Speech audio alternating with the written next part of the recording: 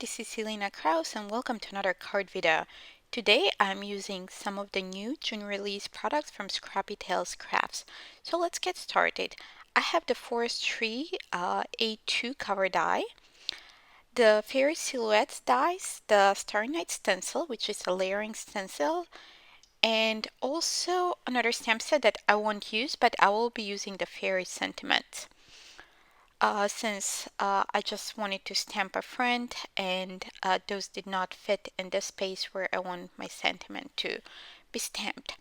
So here I've already, by magic of YouTube, die cut three cover plates from the Forestry and three from the Starry, from the Fairy Silhouettes.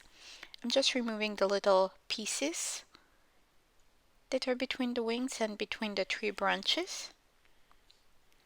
And what we're gonna do is we're gonna stack those. I'll be using some liquid adhesive with a precision tip to apply adhesive and stack them up so we have nice and kind of more sturdy die cuts because those are very intricate dies, and also will add some dimension. So as you can see here, I'm adding that adhesive on the back of the one of the fairy die cuts. I'll put the second layer on top and we're going to repeat the process.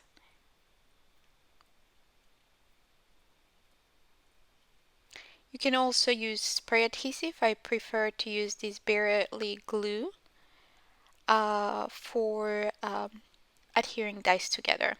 So let's do the same thing for the Forestry cover plate. I'm just removing the adhesive that I had the tape that held my cardstock to run those through my die cutting machine. So I'm just repeating the same, adding adhesive everywhere, especially on the branches, because I want those to be adhered nicely to each other and not move or shift when they're stacked together.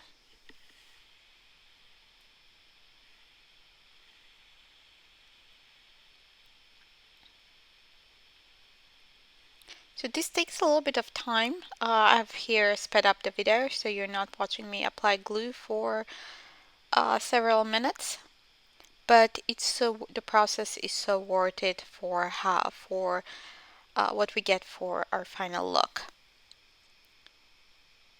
So okay, those are all lined up. I'm gonna put something heavy. I'm putting large acrylic block on top and let that sit there while I apply adhesive on the third piece.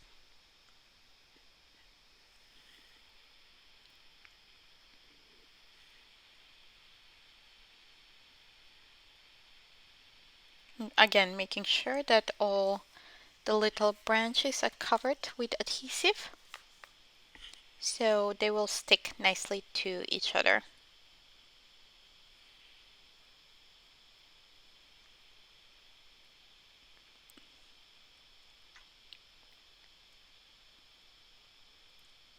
Okay, now we are ready to put that on top. And again, I will put it under that heavy acrylic block to dry nice and flat.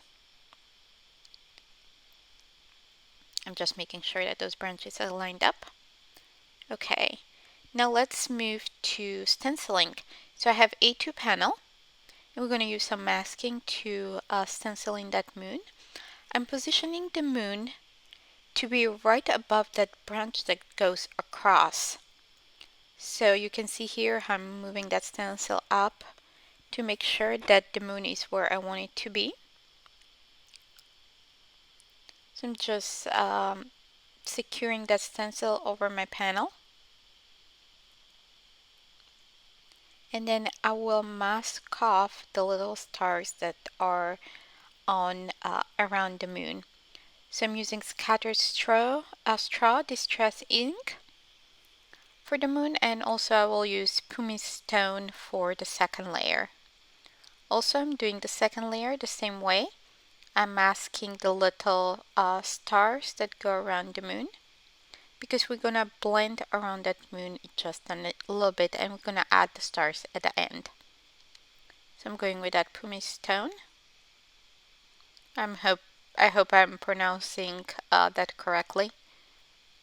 I'm just adding a light coat, and then I'll go again with the light yellow, the scattered straw.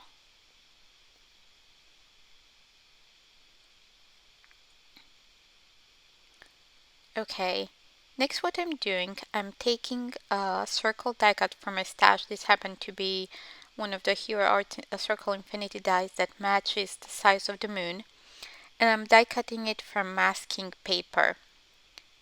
So we're gonna mask the moon and ink blend around it and add the stars.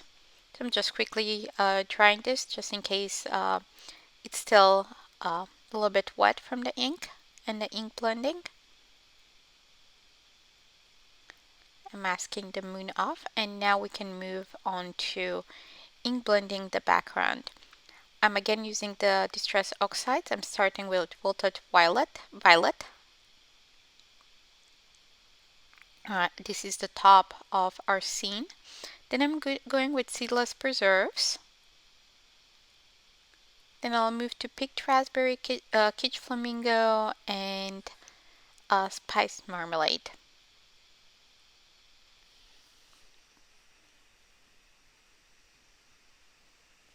So here I did my brush in the wrong color. That's the Seedless Preserves instead of Picked Raspberry.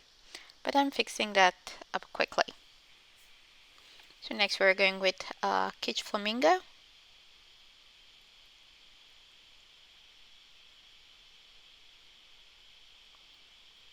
And then we're gonna go with orange, which is the Spiced Marmalade. And kind of blend between the pink and the orange. Okay, so we're done now. Now we can go back and start applying the stenciling the stars. So I'm going with the first layer, and I'm using sparkle kind of shimmer pigment ink and just adding the stars. I don't need to worry about masking anything because the moon is already masked. So I'm just using a ink blending tool to add those. There's a little hair there. Just remove that with my tweezers. So now I will go with the second layer. I'm just drawing that pigment ink so it doesn't smear when I apply the second stencil on top.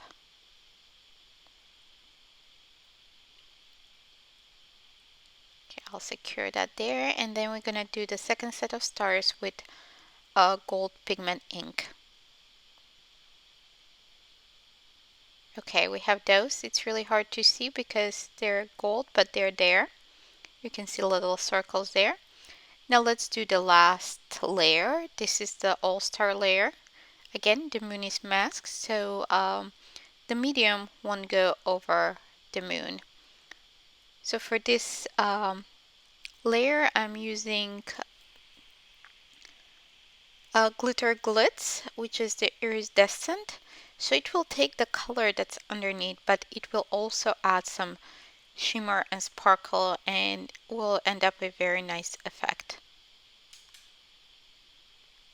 And just smoothing that out, putting back the extra.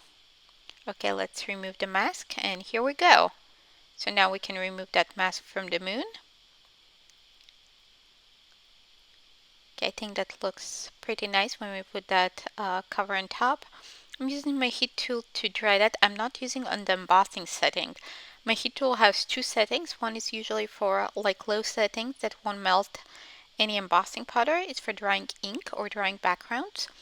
And setting 2 is for embossing, which actually will melt the embossing powder. So I think this looks pretty nice.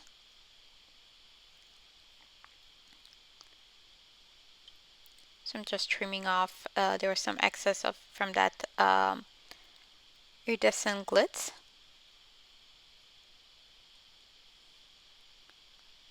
Now, instead of, usually I use craft foam to add dimension to my panels, but here I have 4 pieces of white cardstock that are a little bit smaller than our panel that's ink blended. So I'm stacking those together, and I will add those on the back to add dimension.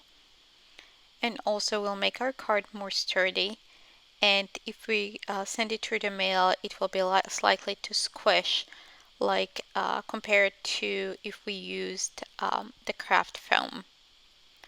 So I'm using the fairy sentiments here, and I think that sentiment that says just friend fits nicely there. I didn't want to put larger sentiment and overwhelm the scene. I just want it to be a small and tiny sentiment, kind of more discreet. So I'm positioning that cover panel, the cover die cut, and the fairy, and see where I want that front sentiment to go.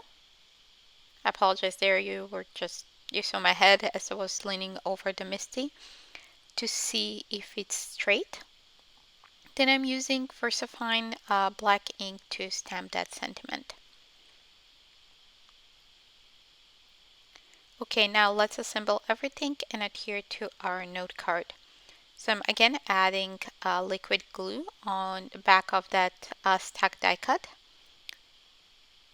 the forest tree.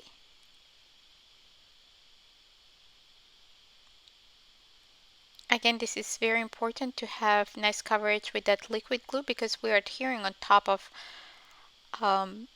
that panel that already has iridescent glitz on top, glitter glitz.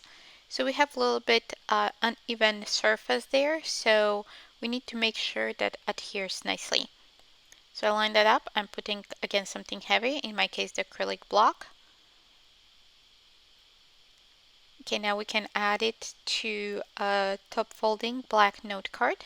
I created that one using black cardstock that measures 4¼ by 11, and then I scored the 11 side at 5½.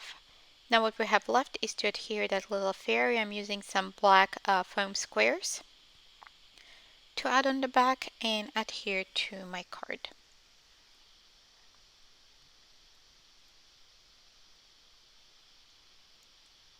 And I position it in the way the fairy's friend, not friend, the fairy's hand to be under the friend sentiment, like she's holding the friend sentiment. So here's a little close-up of the card. And that's it for today. Thank you so much for stopping by and watching this video.